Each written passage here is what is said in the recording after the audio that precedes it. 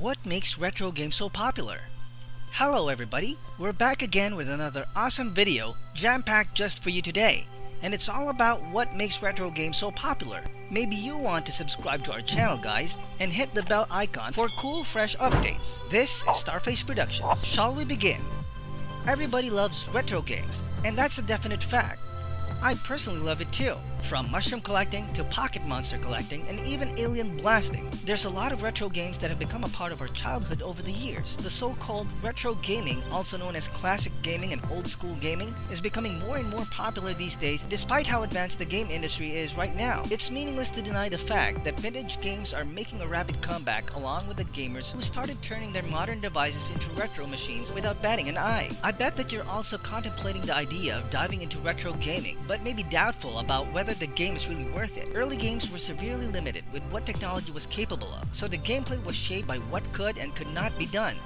That's a lot of limit, guys. Games like Pong, Atari, and Text Adventures made clever use of what was available, and simple or non-existent graphics were standard fare. But limitations are famously fuel for inventiveness and good design. Working within the constraints of dreaded deadlines meant game creators had to rely heavily on long-standing principles of what makes for good gameplay. They worked to create experiences that combined rules or so-called game mechanics with a measure of novelty while mixing in the challenge. They distilled ideas about what kinds of activities were fun and found ways to infuse that essence into what they were creating. I mean, it was amazing to be able to play anything on your TV, but much of the time the tech lagged behind what was available at the arcade. This meant the wow factor had to come from the gameplay itself, since the raw graphics were already not best of the best. The engagement had to be created by a well-crafted, clever game designs. Of course, there were plenty of things that weren't very good like the Atari cartridge market Gold Rush, but there are many that so capture this essence of good design that they still shine today. The first video game consoles were created on supercomputers in the 1960s, typically with text-only displays or computer printouts, and limited to simple games like tic-tac-toe,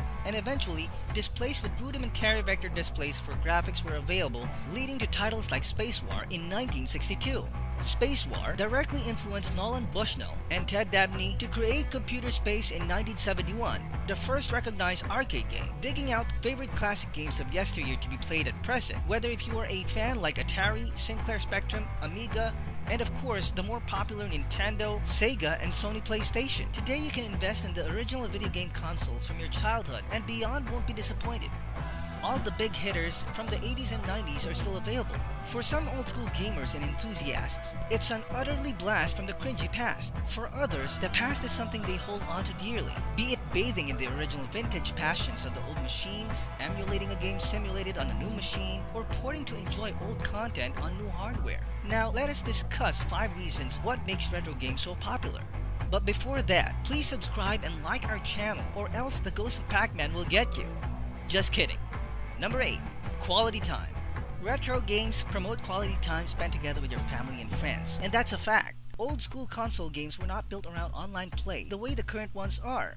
This wasn't a choice, but a byproduct of where technology was at the time. The effect of this baked-in characteristic turns out to be an interesting benefit. To play against friends, you have to actually get together and sit down with one another and get a whiff of each other's sweat. Ew! Add in the fact that cords on old controllers are kind of short and you're not only sitting in the same room, but relatively close to each other.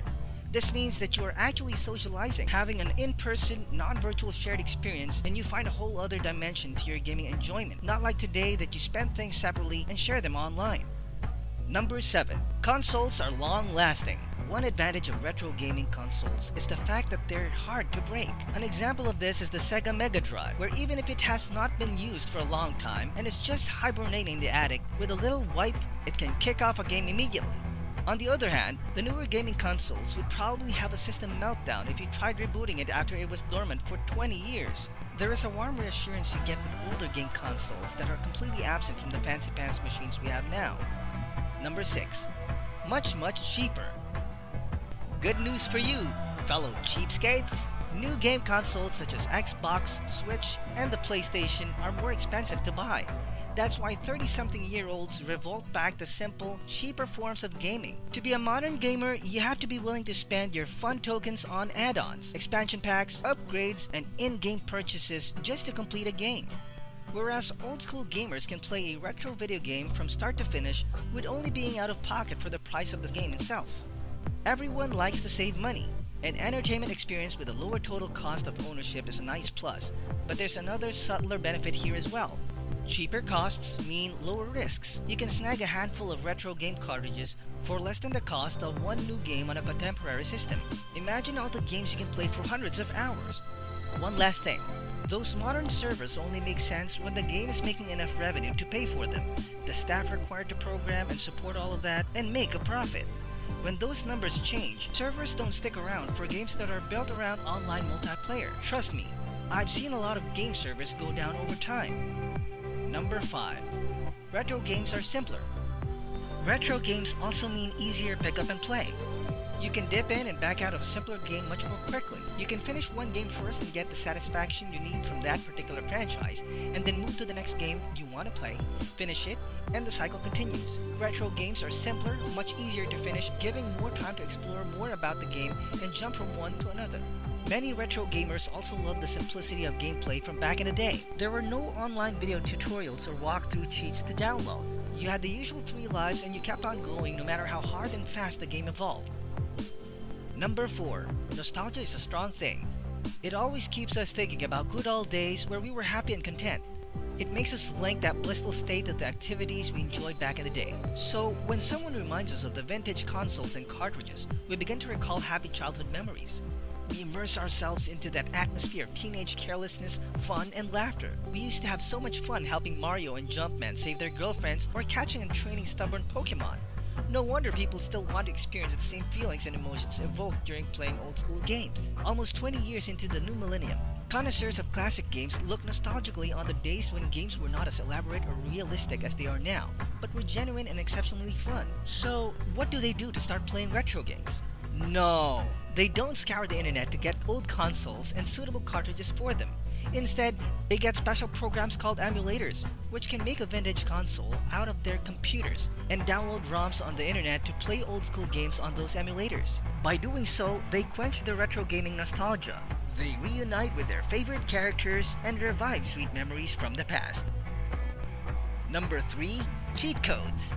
If you're older than 30, when you hear cheat code, you almost certainly think of the Konami code before anything else. Introduced on the Nintendo Entertainment System, Konami implemented the code across several of its games in its most famous form. The Konami code was up, up, down, down, left, right, BA. A series of buttons that many kids had burned into their memory. Without the code to give you a load of extra lives in the game Contra, beating it was nearly impossible, and it still wasn't easy peasy with the code. The code has continued to be used in more recent Konami games, but is typically included as an Easter egg rather than a legitimate strategy. Ah, Contra. Those were much simpler times. Number 2. All about originality. Some early retro games defined a genre. They were truly an original concept. We haven't had many new genre-defining games in the last decade that I can think of off the top of my head. And these guys who started video games came up with these genres on their own, which still live up today and are used by many companies such as Nintendo, Mega Cat Studios, Devolver Digital, Studio MDHR, and so much more. Number 1. They're more focused. The game's scope was constrained back in those days by technical limitations, but that focus oftentimes ended in something special. To use a modern versus retro example, Final Fantasy XV, while a passable game, lacked focus and spread its ambition over a number of features that didn't really matter. Examples are the open world, graphics, food mechanics, cutscenes, fishing, product placement, camping, cup noodles, etc. Final Fantasy VI, on the other hand, was much more limited, but more memorable because the focus of the game was to make the most polished 16-bit RPG they could. So these are the reasons why retro gaming is so popular, and it's coming back into the trend these days. We all want to revive the most pleasant memories we hold dear, and these memories are closely associated with retro games. There was so much naivety, childish excitement, and authenticity in those titles. We really do want to relive those emotions again. Last but not least, we want to enjoy games, but spending so much money on such enjoyment is not that enjoyable. After all, who wants to play a pay-to-win game? That's it, everyone. We're done. Do hit the bell icon and the thumbs up button if you loved our content. This is Starface Productions. Also, please leave a comment below about your favorite retro game. Bye!